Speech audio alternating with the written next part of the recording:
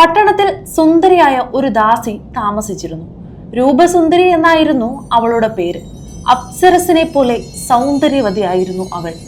അവൾക്ക് അതിന്റെ അഹങ്കാരവും ഉണ്ടായിരുന്നു. ഒരു ദിവസം 2 ബ്രാഹ്മണ യുവാക്കൾ കുളത്തിൽ കളിച്ചുകൊണ്ടിരിക്കുമ്പോൾ ഒരാൾ പറഞ്ഞു, എടോ, ഞാൻ ഇന്നലെ ഒരു സ്വപ്നം കണ്ടു. നമ്മുടെ സുന്ദരിയായ രൂപസുന്ദരിയില്ലേ, അവളെ വിവാഹം കഴിക്കുന്നത്. സ്വപ്നത്തിലെങ്കിലും എനിക്കതിന് കഴിഞ്ഞല്ലോ.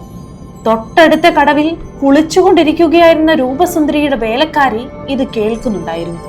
വേലക്കാരി ഈ വിവരം രൂപസുന്ദരിയെ അറിയിച്ചു. രൂപസുന്ദരിക്ക് തന്റെ ദേഷ്യം അടക്കാൻ കഴിഞ്ഞില്ല. അവൾ ബ്രാഹ്മണ യുവാവിന്റെ അടുത്തെത്തി.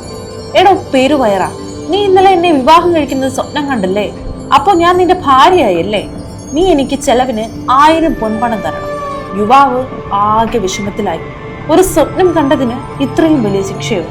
1000 പൊൻപണം താൻ ജീവിതത്തിൽ ഒരിക്കലും കണ്ടിട്ടില്ല. പ്രശ്നം രാജാവിന്റെ അടുത്തെത്തി. രാജാവും വിഷമിച്ചു. എന്ത് തീരുമാനമെടുക്കും? ചെട്ടിയാരുടെ കടയിൽ ബുദ്ധിമാനായ ഒരു തത്തയുണ്ട്. തത്തയുടെ ഉപദേശം തേടാമെന്ന് മന്ത്രി പറഞ്ഞു. തത്ത 1000 പൊന്നാണയം അടക്കം ചെയ്ത ഒരു സഞ്ചിയും ഒരു കണ്ണാടിയും കൊണ്ടുവരാൻ പറഞ്ഞു. പണസഞ്ചി ഒരു വടിയിൽ കെട്ടിത്തൂക്കി. അതിനു മുമ്പിൽ കണ്ണാടി വെച്ചപ്പോൾ കണ്ണാടിയിൽ പണസഞ്ചി പ്രതിബിംബിച്ചു. ഏയ് രൂപസുന്ദരി, കണ്ണാടിയിൽ 1000 പൊന്നാണയങ്ങളുടെ സഞ്ചി കാണുന്നില്ലേ? അത് ഭവതിക്കെടുക്കാം.